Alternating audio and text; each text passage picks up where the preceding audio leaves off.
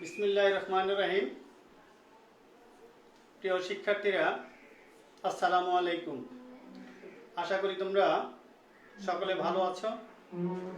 আমিও তোমাদের দোয়ায় আল্লাহর রহমতে ভালো আছি। যাই হোক, রমজান মাস শেষের দিকে চলে আসছে। আমি কথা বাড়াবো না, সময় কম, আধা ঘন্টায় ক্লাস শেষ করতে হবে। সেহেতু মতিঝিল মডেল স্কুল কর্তৃক আয়োজিত অনলাইন শ্রেণী কার্যক্রমের ধারাবাহিকতায় আমি নিশ্চয়ই তোমরা অবগত আছো, এর আগেও 4-5টা ক্লাস হয়েছে, চতুর্থ ক্লাস হয়েছে, আজকে পঞ্চম ক্লাস। এবার অনেকেই তোমরা আমার পরিচয় জেনে গিয়েছো, তবু বলি, আমি মোহাম্মদ এনামুল হক, সিনিয়র শিক্ষক, Motijheel model school and college. আমরা আজকে নির্ধারিত পাঠ গত ক্লাসে বলে দিয়েছিলাম যে নবম দশম শ্রেণীর সাধারণ গণিত বইয়ের অষ্টম অধ্যায় জ্যামিতির 8.1-এর 8 নম্বর সৃজনশীল নিয়ে আমরা আলোচনা করব এবং ওই সৃজনশীল জ্যামিতিটি আমরা সমাধান করব। তাহলে দেখা যাক, আমরা বোর্ডের দিকে তাকাই। নিশ্চয়ই তোমরা বই খাতা নিয়ে রেডি হয়েছ। যারা আজকে আমার এই অনলাইন শ্রেণী কার্যক্রমে অংশগ্রহণ করেছ, তাদেরকে আমার পক্ষ থেকে আমি জানাই আন্তরিক ধন্যবাদ এবং মোবারকবাদ। এই বলে আমি আমার ক্লাস শুরু করছি। তোমরা খাতা কলম নিয়ে লেখো। দেখো, 8 নম্বর সৃজনশীলটা হলো, ও কেন্দ্র বিশিষ্ট বৃত্ত, এই বৃত্তে পি কিউ সমান 1 সেন্টিমিটার এবং ও আর পি কিউ এর উপর লম্ব। তাই যদি হয়, এখান থেকে আমাদের ক প্রশ্ন হলো যে কিউ ও এস এই কোণের মান নির্ণয় করতে হবে। এই কোণের মান কত, এটা আমাদের নির্ণয় করতে হবে। খ প্রমাণ করতে হবে পি এস যে বৃত্তটির বৃহত্তম জ্যা, এটা আমাদের প্রমাণ করতে হবে। তৃতীয়টি একটি জ্যামিতিক পদ্ধতি, একটি সমাধান নির্ণয় করতে হবে। আমাদের বলা আছে ও আর, এখানে এই ও আর এর মান x/2 - 1 সেন্টিমিটার হলে x এর মান নির্ণয় করো। তার মানে পি কিউ এর মান আমাদের নির্ণয় করতে হবে। নিশ্চয়ই তোমরা বই নিয়ে বসেছো, বই বের করেছো, দেখেছো। নিশ্চয়ই তোমরা এটা খাতায় লিখবে। এখন তাহলে আমরা আমাদের ক নাম্বার সমাধানে চলে যাই। দেখা যাক,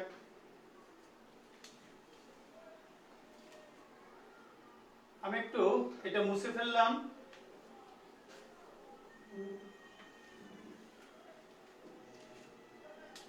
নাম্বার ক এর সমাধান কি বলছে, যে আমাদের উদ্দীপকের আলোকে দেখো যে দেওয়া আছে ও কিউ পি এই কোণটি, এই কোণের মান 30 ডিগ্রি, এটা দেওয়া আছে।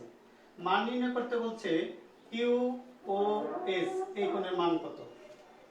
আমরা দেখব যে ও পি কিউ, যদি আমরা ত্রিভুজ কল্পনা করি, ও পি কিউ এই ত্রিভুজের ও পি সমান ও কিউ, কেন?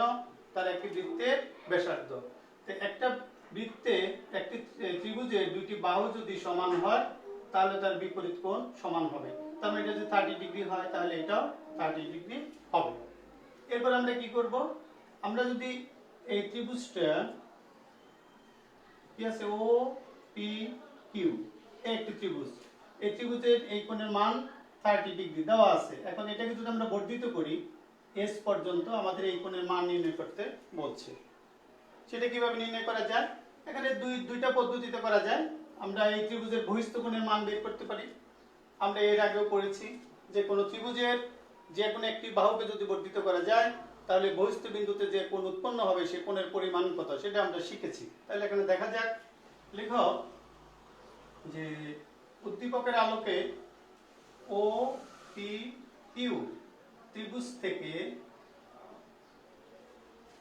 ও পি কিউ ত্রিভুজ থেকে পাই কি পাই, এই কোণের মান কত, অথবা O P is equal to O Q. কারণ ও কেন্দ্র বিশিষ্ট বৃত্তের ও থেকে পি এবং ও থেকে কিউ দুইটি ব্যাসার্ধ একই বৃত্তের ব্যাসার্ধ বলে, একই বৃত্তের ব্যাসার্ধ।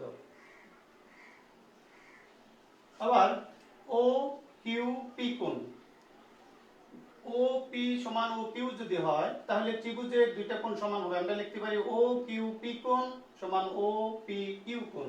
অতএব ও কিউ পি কোণ is equal to O P Q কোণ, ও পি কিউ কোণ। যেহেতু ও কিউ পি কোণ is equal to 30 ডিগ্রি দেওয়া আছে, আমি একটু যথার্থতা লিখে দিলাম। ও কিউ পি কোণ is equal to 30 ডিগ্রি। তাই যদি হয় তাহলে এই কোণের মানও কত ডিগ্রি হবে? 30 ডিগ্রি। অতএব আমরা লিখতে পারি ও কিউ পি কোণ is equal to O P Q কোণ is equal to 30 ডিগ্রি। তার মানে এই কোণের মানও আমরা কত পেয়ে গেছি? 30 ডিগ্রি।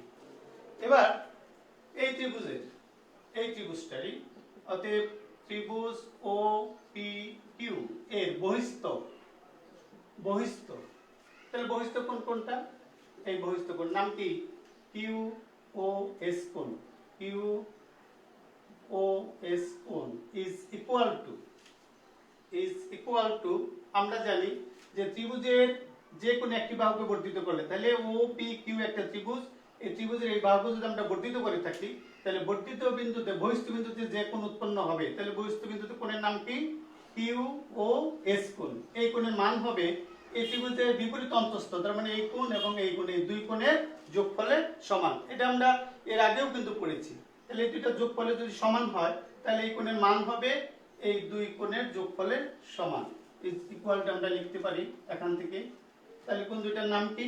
যে ও কিউ পি কোণ প্লাস ও পি কিউ কোণ ইজ ইকুয়াল টু, এটার মান কত? 30 ডিগ্রি প্লাস কত? 30 degree is equal to 60 degree.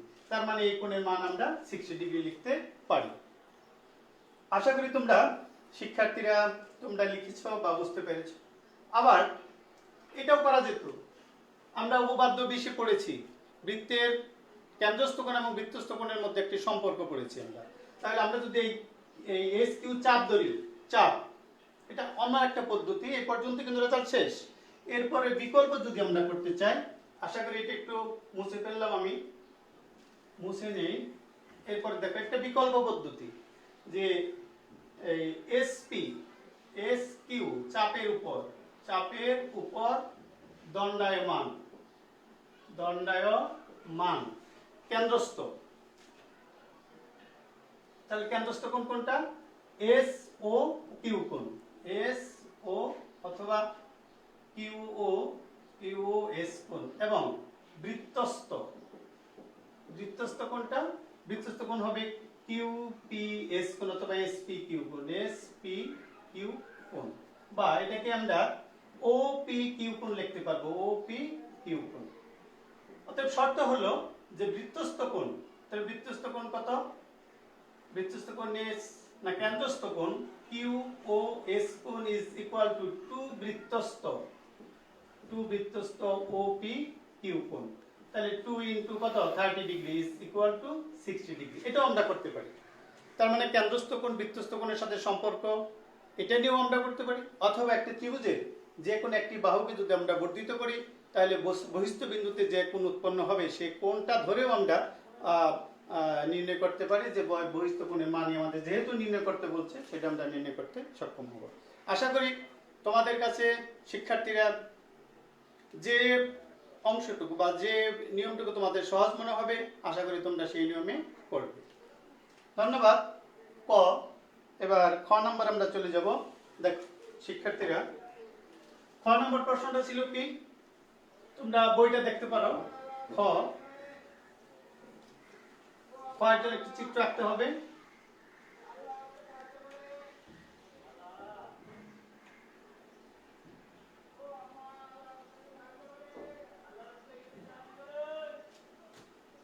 চিত্রটাকে নেই, তোমরা আঁকো। পিএস আমাদের খ প্রমাণ করতে বলছে যে পিএস এই যেটি হবে বৃহত্তম জ্যা, এটা আমাদের প্রমাণ করতে হবে। ও কেন্দ্র বিশিষ্ট বৃত্তের পিএস একটি জ্যা, এটা বৃহত্তর জ্যা, এটা আমাদের প্রমাণ করতে হবে। এখন কার সাথে আমরা প্রমাণ করব? তাহলে নিশ্চয়ই আমাদের আরেকটা জ্যা অঙ্কন করতে হবে, আঁকতে হবে। তাহলে আমরা তার সাথে একটি জ্যা নিলাম, মনে করি এবি একটি জ্যা, কিন্তু যাহা ব্যাস নয়, তার মানে কেন্দ্র দিয়ে যায়নি। তাই যদি না গিয়ে থাকে তাহলে নিশ্চয়ই এই পিএস যেহেতু কেন্দ্রগামী, তাহলে পিএস একটি জ্যা এবং সর্বোপরি হলো ব্যাস, তার সাথে আমরা তুলনা করব এবি একটি জ্যা। এবি যেহেতু ব্যাস নয়, তাহলে তুলনা করে দেখতে হবে আমাদের এবি জ্যা থেকে পিএস জ্যাটি বড়, এটা আমাদের প্রমাণ করতে হবে। তো প্রমাণ করতে গেলে একটু অঙ্কন করতে হবে, যে অঙ্কন ও এবং ওবি যোগ করি। তাহলে কি লেখা যায়? বিশেষ নির্বাচন, তোমরা দেখো, বিশেষ নির্বাচন, মনে করি পিএস একটি জ্যা যা বৃত্তের কেন্দ্রগামী,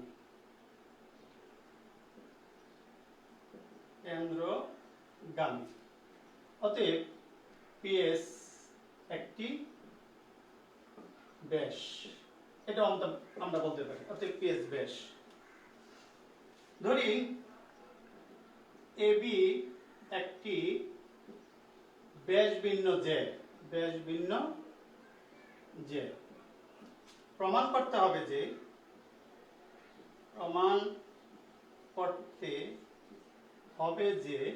তাহলে কি করতে হবে? PS is greater than AB, এটা আমাদের প্রমাণ করতে হবে। পিএস জ্যাটি এবি জ্যা থেকে বৃহত্তর, তার মানে বড়, এটা আমাদের প্রমাণ করতে হবে। অঙ্কন ও এ এবং ও বি যোগ করি। নিশ্চয়ই শিক্ষার্থীরা তোমরা ইতিমধ্যে খাতায় লিখতে শুরু করেছো বা লিখে ফেলো, যে মনে করি পিএস একটি জ্যা যা বৃত্তের কেন্দ্রগামী। তো কেন্দ্রগামী যদি হয়ে থাকে তাহলে জ্যা কি হবে? ব্যাস। এখানে একটু পূর্বের আলোচনায় আসি, জ্যা কাকে বলে? জ্যা হলো বৃত্তস্থ দুইটি ভিন্ন বিন্দুর সংযোজ্য সরলরেখা হলো জ্যা। তাহলে এই ক্ষেত্রে যদি কেন্দ্রগামী যায় তখন জ্যাটি তখন কি হয়ে যায়? ব্যাস হয়ে যায়। তো তুলনা করতে বলছে যে পিএস হবে বৃহত্তর জ্যা, এজন্য আমাদের কি করতে হবে? একটা জ্যা অঙ্কন করতে হবে। আমরা ধরে নিচ্ছি এবি আর একটি জ্যা, কিন্তু যাহা ব্যাস নয়। তো প্রমাণ করার স্বার্থে একটা অঙ্কন করতে হবে, কি ও এ এবং ও বি যোগ করি। এই হলো অঙ্কন। আমরা এখন প্রমাণে চলে যাব। প্রমাণ আশা করি তোমরা লিখেছ, আশা করি তোমরা লিখতে পেরেছ। আমরা এটুকু একটু মুছে নেব বোর্ডটা।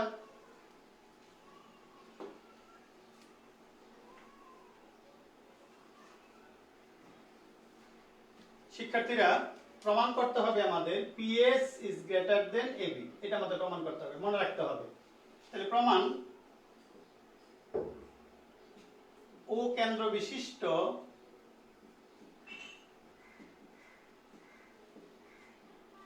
বৃত্তে, আমরা জানি বৃত্তের কেন্দ্র থেকে বৃত্তস্থ যে কোনো বিন্দু পর্যন্ত সংযোগ সরলরেখাকে বলা হয় ব্যাসার্ধ।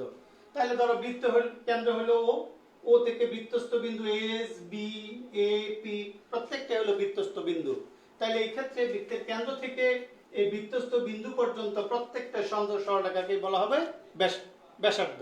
তাই যদি হয় আমরা লিখতে পারি ও কেন্দ্র বিশিষ্ট বৃত্তে ওপি is equal to OS is equal to OA is equal to OB, কারণ একই বৃত্তের ব্যাসার্ধ, নিশ্চয়ই আমরা বুঝতে পেরেছি। এখন ত্রিভুজ OAB থেকে পাই, তাহলে OAB একটি ত্রিভুজ। আমরা ত্রিভুজ গঠনের শর্ত জানি, একটি ত্রিভুজের যে কোনো দুই বাহুর যোগফল তৃতীয় বাহু অপেক্ষা বৃহত্তর। তাই যদি জেনে থাকি শিক্ষার্থী বন্ধুরা, একটা বাহু একটা OA এবং OB, তাহলে এই দুই বাহুর যোগফল, তার মানে OA plus OB is greater দেন কি হবে তৃতীয় বাহু অপেক্ষা বড়। তার তৃতীয় বাহুটা কি এবি, তাহলে এবি থেকে বড়। এখানে এখানে লিখতে পারো, কোটেশন দিতে পারো যে আমরা জানি ত্রিভুজের দুই বাহুর সমষ্টি তৃতীয় বাহু অপেক্ষা বৃহত্তর। দুই বাহুর যোগফল ত্রিভুজের তৃতীয় বাহু অপেক্ষা বৃহত্তর, এটা লিখতে পারো। তো এখানে লিখতে পারো যে ত্রিভুজের দুই বাহুর সমষ্টি আর তৃতীয় বাহু অপেক্ষা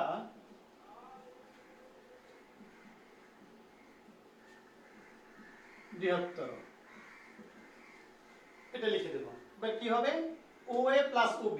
দেখো OA এবং OB দুইটাই কিন্তু বৃত্তের ব্যাসার্ধ, কিন্তু বৃত্তের সকল ব্যাসার্ধের সমান। তাহলে O এর পরিবর্তে OA OB OS OP চারটা ব্যাসার্ধই কিন্তু সমান। আমরা O এর পরিবর্তে OP বসাবো, OP প্লাস OB এর পরিবর্তে OS। কত হবে AB বা OP প্লাস OS, তাহলে OP OS এটা আর এটা যদি যোগ করি আমরা OP OS যোগ করলে P থেকে S পর্যন্ত PS হবে। PS is greater than AB। দেখো আমাদের প্রমাণ হয়ে গেছে যে PS is greater than AB। অতএব কি লিখে দিবা, অতএব PS যে টি বৃত্তের বৃহত্তম যে, প্রমাণিত। আশা করি তোমরা সহজভাবে এটা বুঝতে পেরেছো।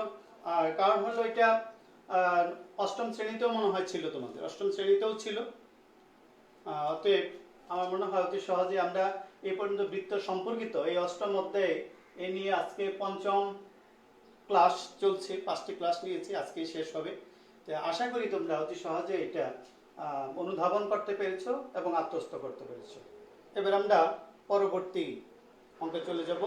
তারপর পরবর্তী অঙ্কটা কি মুছে ফেললাম তাহলে।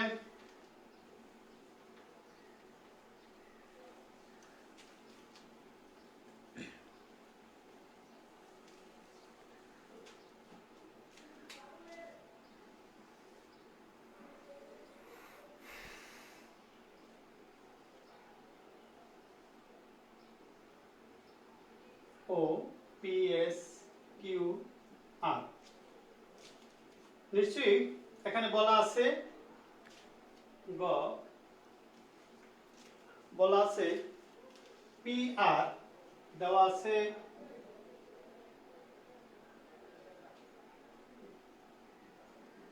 PQ is equal to x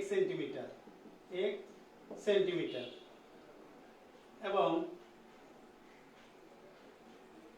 OR is equal to x by 2 minus 2 centimetre, এটা দেওয়া আছে। এখন আবার এটাও বলা আছে উদ্দীপকে যে PQ is equal to QR, যেহেতু PR is equal to QR এটা কিন্তু দেওয়া আছে, বলা আছে, দেওয়া আছে। তাহলে PR আর QR যদি সমান হয় তাহলে এই ক্ষেত্রে QR is equal to কত হবে শিক্ষার্থীরা, হাফ অফ PQ। বুঝতে পারছো কিনা? তাহলে PR সমান যদি QR হয় তাহলে সেই ক্ষেত্রে QR অথবা PR কি হবে, PQ এর অর্ধেক হবে। আরেকটা যদি এটা দেওয়া না থাকতো, উদ্দীপকে যেহেতু দিয়ে দিয়েছে এটা ইজ ইকুয়াল টু এটা, যদি দেওয়া নাও থাকে তখন আমরা জানবো যে বৃত্তের কেন্দ্র থেকে যেহেতু PQ একটি জ্যা ব্যাস নয়, PQ একটি জ্যা, বৃত্তের কেন্দ্র থেকে কোনো ব্যাস ভিন্ন কোনো জ্যার উপরে যদি লম্ব আঁকা যায় তাহলে এই জ্যাকে কি করে সমদ্বিখণ্ডিত করে, তাহলে সেই ক্ষেত্রে কিন্তু আমরা সেটা পেয়ে যেতাম। কিন্তু এখানে বলে দিয়েছে বিদায় আমরা PR is equal to QR আমরা লিখতে পারলাম। তাহলে QR is equal to কত, হাফ অফ PQ, তার মানে হাফ PQ এর মান কত x, তাহলে আমরা লিখতে পারি x by 2। তার মানে এই QR x by 2 R OR এখানে মান দেওয়া আছে। এখন আমাদের কি করতে বলছে, এই কোণটা দেওয়া আছে 30 ডিগ্রি, এই কোণটা দেওয়া আছে নিশ্চয়ই তোমরা বইয়ে দেখতে পাচ্ছ 30 ডিগ্রি। এখন প্রশ্ন হলো আমাদের মান নির্ণয় করতে বলছে যে x এর মান কত হবে, তার মানে PQ এই z এর মান কত হবে, এই মানটা আমাদের নির্ণয় করতে হবে। শিক্ষার্থী বন্ধুরা আমরা কিন্তু জানি অঙ্ক করতে গিয়ে সমাধান করতে গিয়ে আমাদের মনে রাখতে হবে অঙ্কের নির্দিষ্ট কোনো নিয়ম নেই। এটা কিন্তু এক একটা কৌশল, যে যে কৌশল অবলম্বন করে একটা নির্দিষ্ট ফলাফলে পৌঁছতে পারে, সেই কৌশলটা কি করতে হবে, নিজেদেরকে আত্মস্থ করতে হবে। এখানে অঙ্কটি করতে বলছে কিন্তু জ্যামিতিক পদ্ধতিতে, সে কথা মনে রাখতে হবে।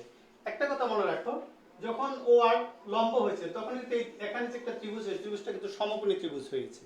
তো সমকোণী ত্রিভুজে যদি অতিভুজের মান দেওয়া থাকতো তাহলে আমরা অতি সহজে পিথাগোরাসের উপপাদ্য সক্ষম হতাম। কারণ পিথাগোরাসের উপপাদ্যটি কি, অতিভুজের উপর বর্গ অপর দুই বাহুর উপর বর্গের সমষ্টি সমান, এই সূত্রটি আমরা প্রয়োগ করতে পারতাম। কিন্তু এখানে অতিভুজের মান দেওয়া নেই, কিন্তু মানকে বের করতে হবে আমাদের কাছে, এক্স এর মান বের করতে হবে। তাহলে এক্স সম্বন্ধিত কোনটুক আছে, পি আর কিউ আর এবং ও আর দুইটা কিন্তু মান দেওয়া আছে। আর এটা তো সূক্ষ্মকোণ 30 ডিগ্রি সূক্ষ্মকোণ। তো সমকোণী ত্রিভুজের ক্ষেত্রে আমরা ত্রিকোণমিতিক ক্ষেত্রে সূত্র পড়েছি, তোমাদের খেয়াল আছে কিনা, অবশ্যই আছে। সমকোণী ত্রিভুজ, তাহলে এ বি সি একটি সমকোণী ত্রিভুজ, কারণ এই কোণটা হলো 90 ডিগ্রি। এখন এইটা হলো সূক্ষ্মকোণ, থিটা কোণ ধরে নিলাম। এই থিটা কোণের সাপেক্ষে আমরা কতগুলো সূত্র পড়েছি, সাইন থিটা কি হবে, লম্ব বাই অতিভুজ। তাহলে সেই ক্ষেত্রে লম্ব কোনটা, আমরা সবসময় কিন্তু এবি কে লম্ব মনে করি।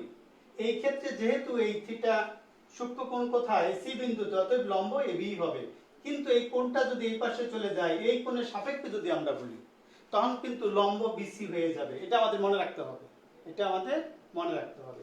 যাই হোক, তাহলে সেই ক্ষেত্রে দেখো আমাদের যে অঙ্কটি করতে হবে, সেই ক্ষেত্রে এই একটি ত্রিভুজ, খেয়াল করো, এই একটি ত্রিভুজ ও আর কিউ, এই কোণের মান দেওয়া আছে 30 ডিগ্রি। তাহলে এটা সমকোণ, তাহলে সমকোণী ত্রিভুজ। তো সমকোণী ত্রিভুজের এই সূক্ষ্মকোণের মান দেওয়া আছে, সূক্ষ্মকোণের সাপেক্ষে, তাহলে নিশ্চিতভাবে এটা হলো লম্ব। লম্বর মান কত দেওয়া আছে, x/2 - 2, এই হলো লম্ব। তাহলে তখন এইটুক কি হবে, ভূমি। তো ভূমির মান কত পেয়েছি আমরা, x/2। তাহলে দেখো আমাদের অঙ্কটি করতে হবে, কি করতে বলছে, x এর মান নির্ণয় করতে বলছে। তো x এর মান যদি আমরা নির্ণয় করি, তাহলে লম্ব এবং ভূমি এই দুইটার সাথে সম্পর্কযুক্ত সূত্র প্রয়োগ করলেই আমরা কি করব, মানটা পেয়ে যাব। তাহলে এখন দেখো কি করা যায়, ত্রিভুজ নাম কি, ও কিউ আর, ত্রিভুজ ও কিউ আর থেকে পাই কি পাবো, তাহলে লম্বার ভূমির সাথে সম্পর্ক tan এর। শিক্ষার্থীরা আমরা জানি যে লম্বার ভূমির সাথে সম্পর্ক হলো tan। তাহলে tan নাম কি, ও কিউ আর কোণ ইজ ইকুয়াল টু লম্ব বাই ভূমি। লম্ব কত, ও আর, ভূমি কত, কিউ আর। তাহলে এই ক্ষেত্রে বা tan এই কোণের মান কত, 30 ডিগ্রি ইজ ইকুয়াল টু ও আর মান কত, নিশ্চিতভাবে এই যেখানে দেখো x/2 - 2, তাহলে x/2 - 2 ডিভাইডেড কিউ আর এর মান কত, x/2। এখন আমরা স্বাভাবিক নিয়মে আমরা কি করব, এটা সমাধান করব। আশা করি তোমরা একটু লিখেছো। তাহলে আমি উপরের অংশটুকু একটু মুছে নিব, যেহেতু বোর্ডটি ছোট, কিছু করার নেই। এবার দেখো, আমরা জানি tan 30 ডিগ্রি এর একটা মান আছে। কি মান, tan 30 ডিগ্রি মান কত, নিশ্চয়ই আমরা আগে জেনেছি, 1/√3 ইজ ইকুয়াল টু, এখানে x/2 - 2, এখানে লসাগু করো, কত হবে সমাধান, লসাগু হলো 2, তাহলে কত হবে, x - 4 x/2 বা 1/√3 ইজ ইকুয়াল টু x/4। যদি আমরা ভাগকে গুণন দিই কি হবে, ভাগকে গুণন দিলে লব হর এবং হর কি হয়ে যাবে, লব হয়ে যাবে। তাহলে এই ক্ষেত্রে 2/x হবে, 2 চলে যাবে, ভাগ করা যায়। তাহলে 1/√3 x - 4 ডিভাইডেড কত থাকলো, x। নিশ্চয়ই আমরা এটুকু বুঝতে পেরেছি, কারণ সাধারণ নিয়মে কি করেছি, ভগ্নাংশের যোগবিয়োগ করেছি। ভগ্নাংশের যোগবিয়োগ কিন্তু আমরা সকলেই আমরা জানি।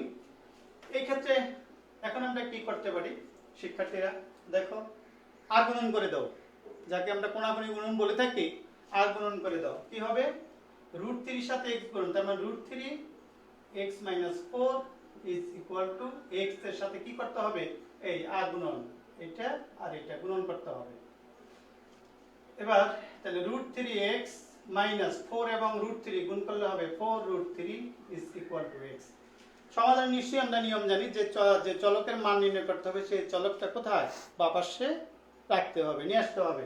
তো সেহেতু x চলক x এর মান আমরা নির্ণয় করব, তাহলে x টাকে পক্ষান্তরকে এই পাশে নিয়ে আসবো, আর x মুক্ত যে কনস্ট্যান্ট যে রাশিটা আছে কত 4√3, এটাকে আমরা পক্ষান্তর করে ডান পাশে নিয়ে যাব। ঠিক আছে শিক্ষার্থী বন্ধুরা, আশা করি তোমরা বুঝতে পেরেছো। এবার কি করা যায়, √3x এটাকে সাইড যদি চেঞ্জ করি কি হবে, -x সমান সমান কত 4√3। আশা করি তোমরা এই পর্যন্ত লিখতে পেরেছো।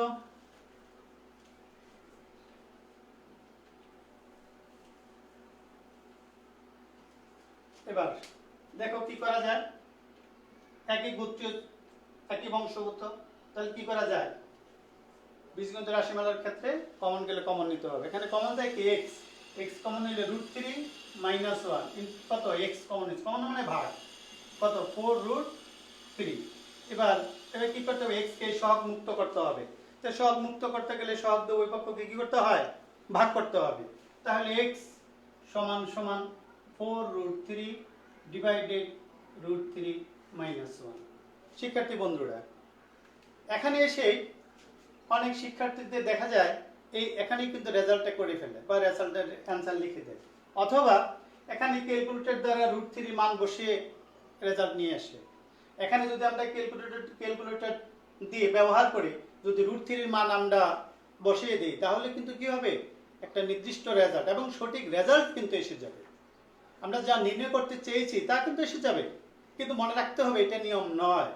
আমাদের কি করতে হবে, অবশ্যই হরকে রুট মুক্ত করতে হবে, হরকে রুট মুক্ত করতে হবে। তার মানে অমূলক যে সংখ্যা আছে সেটাকে আমাদের উঠাতে হবে হরে। কিন্তু লবের ক্ষেত্রে হলে শুধু প্রযোজ্য নয়, লবের ক্ষেত্রে আমরা ক্যালকুলেটর ব্যবহার করে কি করতে হবে, মানটা আমরা বের করতে পারবো, নির্ণয় করতে পারবো। এই জন্য অবশ্যই আমাদের কি করতে হবে, হরকে রুট মুক্ত করতে হবে। এটা হলো বীজগণিত রাশিমালা। দেখো কি আছে, রুটের সাথে সম্পর্ক কার, শিক্ষার্থীরা বর্গ। তো বর্গের সাথে বীজগণিত রাশিমালা এটা কি আছে, এটা যদি a ধরো, এটা যদি b ধরো, তাহলে a - b।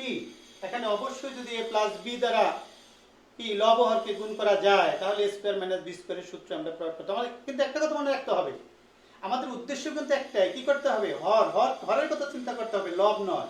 হরকে রুট মুক্ত করতে হবে। তো এটা করতে গেলে তাহলে আমাদের কি করতে হবে, দেখো 4√3 কত আছে, এটাকে যদি আমরা কল্পনা করি a - b, তাহলে a + b দ্বারা গুণ করতে হবে।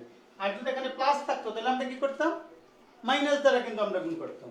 তাহলে √3 - 1 ইনটু √3 + 1। এখন একটা প্রশ্ন, এখানে আমরা সাইড নোট দিতে হবে, কিন্তু মনে রাখতে হবে আমরা অনেকেই আমরা যখন পরীক্ষার খাতা মূল্যায়ন করি তখন ছাত্ররা ঠিকই কিন্তু এটা লিখে গুণ করে, কিন্তু এখানে লিখে দেয় উভয় পক্ষকে এত দ্বারা গুণ করে বা ভাগ করে। এটা কিন্তু নিশ্চিত ভুল। আমরা কিন্তু উভয় পক্ষকে গুণ ভাগ করিনি, আমরা কি করছি, একটা পক্ষের লব এবং হরকে আমরা √3 + 1 দ্বারা গুণ করেছি। এই জন্য যখনই আমরা সাইড নোট দিতে যাব, একটা কথা মনে রাখবো, সাইড নোট দেওয়া ভালো, কিন্তু দিলে যদি ভুল হয় ওর থেকে না দেওয়া আরো ভালো। এই জন্য এটা মনে রাখতে হবে যে দিতে হবে অবশ্যই, কিন্তু সেটা যেন সঠিক হয় সেটা আমাদের মনে রাখতে হবে। তাহলে দেখো কি করা যায়, এবার 4√3 কত হয়, √3 + 1। এবার দেখো a + b into a - b, তাহলে a² - b², a² - b²। নিশ্চয়ই আমরা একটু বুঝতে পেরেছি, একটু মুছে নিলাম। পরের অংশ কি হবে, বা x ইজ ইকুয়াল টু কত 4√3 ইনটু √3 + 1 ডিভাইডেড কত, স্কয়ার এবং রুট চলে যাবে, থাকবে কত 3, এরপর কত হবে -1। আরেকটা প্রশ্ন শিক্ষার্থী বন্ধুরা, আমরা এটা কিন্তু শিখেছি √3² সমান সমান এটা কাটা যায়, সমান আমরা 3 লিখে দিই। কিন্তু কখন আমরা ভেবে দেখেছি এটা কিভাবে চলে যাবে। তুমি দেখো, আমরা জানি √a ভাঙলে কত হবে, এর পাওয়ার কত হবে, হাফ। রুট ভাঙলে পাওয়ার চলে গেলে হাফ হয়। সেই নিয়ম অনুযায়ী যদি আমরা এটা করি √3 স্কয়ার সমান, তাহলে 3 কে যদি রুট মুক্ত করা যায় তাহলে রুটের পরিবর্তে কত হবে হাফ, তার সাথে কত আছে 2, তাহলে এই 2 আর হাফ গুণ করলে 2 এ 2 এ কাটা যাবে, সমান সমান কত থাকবে 3। এটা আমরা অনেকে জানি, আবার অনেকে জানিও না, কিন্তু মনে রাখতে হবে অনেকেই কিন্তু না বুঝেই আমরা এতদিন লিখে দিয়েছি। আশা করি তোমরা আজকে এটা বুঝতে পেরেছো। এবার কি হবে দেখো, তাহলে 4√3 প্লাস 1 ডিভাইডেড 3 থেকে 1 গেলে 2। এখন 2 দিয়ে 4 কে ভাগ করা যায়, তাহলে 2√3 প্লাস 1। এই পর্যন্ত নিশ্চয়ই আমরা বুঝতে পেরেছি। ইজ ইকুয়াল টু, এই পর্যন্ত রেখে দিলেও হয়তো শিক্ষার্থী বন্ধুরা, কিন্তু তারপরে যদি তোমরা গুণ করতে চাও এটা দ্বারা এটাকে গুণ করো, √3 গুণ করলে দেখো √3 ইন্টু √3, তাহলে কি হবে √3 স্কয়ার, নিশ্চয়ই আগেরটার মতো আসছে। তাহলে এটা আর এটা কাটা যাবে, কত হবে 3, তাহলে √3 গুণ করলে হবে 3, 3 এর সাথে 2 গুণ করলে 6। অথবা আরেকটু দেখো 2√3 ইন্টু √3 প্লাস 2√3 আর 1 গুণ করলে 2√3 ইজ ইকুয়াল টু 3 √3 স্কয়ার, 3 3 দুগুণে 6 6 প্লাস 2√3। এই পর্যন্ত তুমি নিয়ে আসতে পারো। এখন যে বলো না আমি আবার এখানে কমন নিব, সেই একই অবস্থা হবে, এখানে রেখে দিলেও হবে অথবা এখানে রেখে দিলেও হবে, অথবা কেউ যদি মনে করো যে 6 প্লাস 2 ইন্টু √3 মান 1.732, তুমি এটা গুণ করে দিয়ে যোগ করে দিবা, তাহলেও কিন্তু রেজাল্ট হবে। আশা করি শিক্ষার্থীরা তোমরা এই সৃজনশীল অঙ্কটি খুব মনোযোগ দিয়ে অনুধাবন করেছো, শুনেছো, খাতায় লিখেছো এবং বুঝতে পেরেছো। ইনশাল্লাহ রমজান মাস শেষের দিকে ক্লাস হয়তো ঈদের আগে সামনে ঈদ আসছে, তোমাদের প্রত্যেককে আমি ঈদের অগ্রিম শুভেচ্ছা জানাচ্ছি। কারণ ঈদের আগে হয়তো আর আমার ক্লাস নেওয়া হবে না, তোমাদের সাথে এইভাবে আর উপস্থিতিতে দেখা হবে না।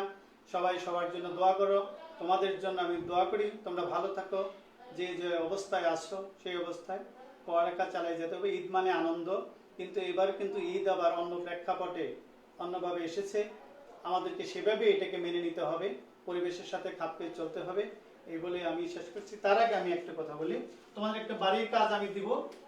বাড়ির কাজ হলো এই উদ্দীপক ও কেন্দ্র বিশিষ্ট বৃত্ত এ বি সি, এই এখানে ও ডি, এখানে এডি যদি এক্স হয়, এডি সমান সমান এক্স এবং ওডি এক্স সেন্টিমিটার এবং OD is equal to x minus 2 centimetre, আর এটা হলো 10 সেন্টিমিটার হলে, এটা হলে AB is equal to what, এটা কত, এটা হলো বাড়ির কাজ। ও কেন্দ্র বিশিষ্ট এবিসি একটি বৃত্তে ওডি এবি জ্যার উপর লম্ব, ওডি এবি জ্যার উপরে লম্ব, ওডি লম্ব এবি যদি হয়, এখানে এডি সমান সমান কত x centimetre, OD x minus 2 centimetre, O A হলো 10 সেন্টিমিটার, তাহলে আমাদের নির্ণয় করতে হবে যে এবি সমান কত। সবাইকে ধন্যবাদ। তো আশা করি তোমরা ভালো থাকবে, ইনশাল্লাহ ঈদের পরে আবার দেখা হবে। আসসালামু আলাইকুম।